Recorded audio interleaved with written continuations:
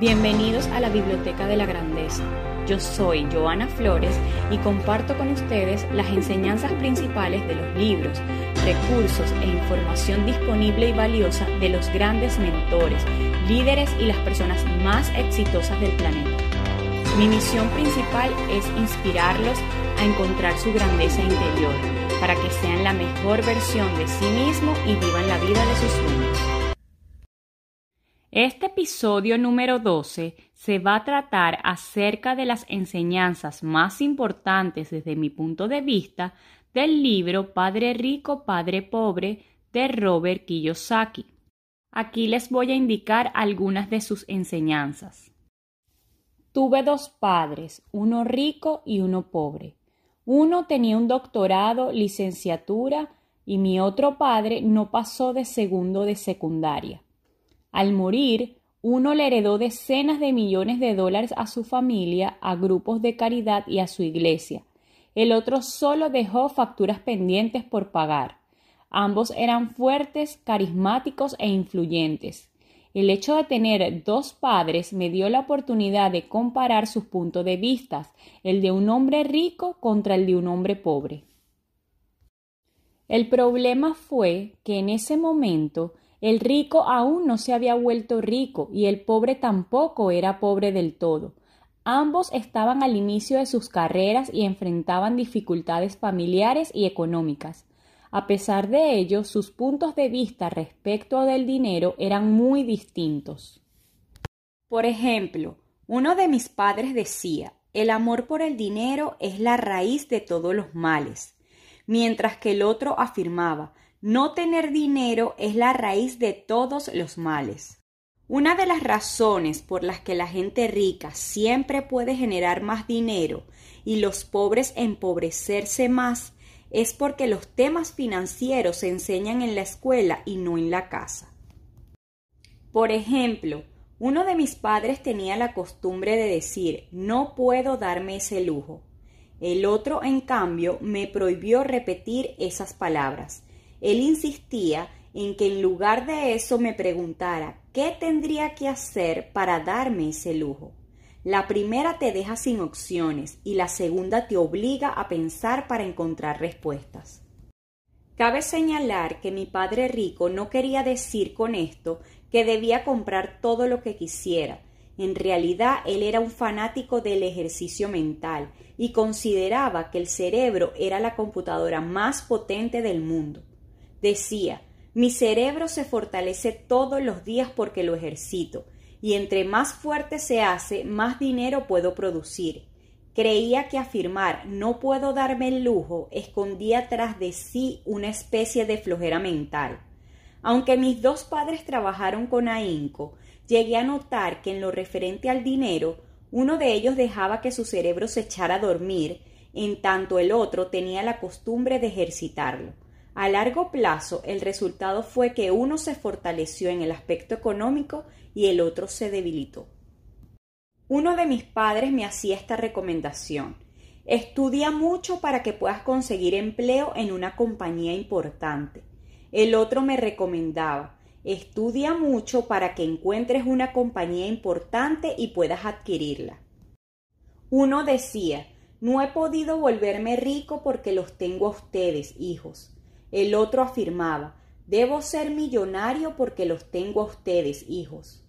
Uno nos alentaba a hablar de dinero y negocios a la hora de la cena, y el otro nos prohibió tocar esos temas en la mesa.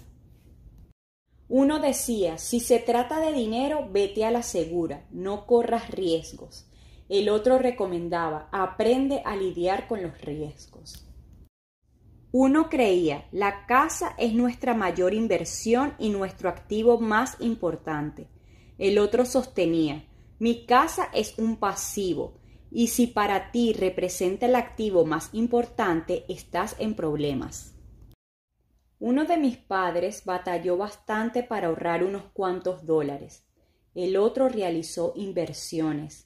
Un padre me enseñó a redactar un currículo impresionante para conseguir un buen trabajo. El otro me enseñó cómo redactar sólidos planes financieros y de negocios para generar empleos. Comprobé que la gente realmente le puede dar forma a su vida a partir de sus pensamientos. Mi padre pobre, por ejemplo, siempre decía, jamás seré rico, y su profecía se hizo realidad. Mi padre rico, por otra parte, siempre hablaba de sí mismo como una persona adinerada. Decía cosas como, soy un hombre con dinero y la gente como yo no hace estas cosas. Mi padre rico decía, existe una gran diferencia entre ser pobre y estar en bancarrota. La bancarrota es temporal, la pobreza eterna. Mi padre pobre decía, no me interesa el dinero o el dinero no importa. Mi padre rico afirmaba, el dinero es poder. Uno de ellos quería que yo estudiara mucho, que obtuviera un título, que consiguiera un buen empleo y ganara dinero. El otro me animó a estudiar para volverme rico, a entender cómo funciona el dinero y de qué manera podía hacerlo trabajar para mí. Yo no trabajo para obtener dinero, me repetía constantemente. El dinero es el que trabaja para mí. Mi padre rico decía, si quieres ser rico, tienes que aprender a hacer dinero. ¿Y cómo hago dinero?, le pregunté. Pues usa la cabeza, hijo. Mi padre pobre solía decir, si quieres algo, trabaja para conseguirlo. Mi padre rico decía, si eres el tipo de persona que no tiene agallas, te darás por vencido cada vez que la vida te empuje. Si eres así, entonces siempre vivirás tomando el camino fácil, haciendo lo correcto y esperando un suceso que nunca llegará. Luego morirás siendo un viejo aburrido. La lección número 1 que mi padre rico repitió una y otra vez: los pobres y la clase media trabajan para obtener dinero. Los ricos hacen que el dinero trabaje para ellos. Mi padre rico decía, es más sencillo aprender a trabajar para conseguir dinero, en especial si cada vez que se habla del asunto el miedo es lo primero que te embarga. Solo recuerda que el miedo es lo que hace que la mayoría de la gente trabaje para conseguir dinero. El miedo a no poder pagar sus facturas, el miedo a ser despedido, el miedo a no tener suficiente dinero y el miedo a empezar de nuevo. Ese es el precio que se paga por aprender una profesión o un oficio y luego por trabajar para obtener dinero. Casi todos se vuelven esclavos del dinero y después se enojan con sus jefes. Hay dos emociones que siempre controlan la vida de la gente: el miedo y la codicia. Bien, dijo Padre Rico en voz baja, casi todos tienen un precio. Lo tienen porque el miedo y la codicia se apoderan de ellos. En primer lugar, el miedo a no tener dinero nos motiva a trabajar duro. Y una vez que obtenemos el cheque de nómina, la codicia o la avaricia nos hace pensar en todas las cosas maravillosas que se pueden comprar con el dinero. Y entonces se establece el patrón.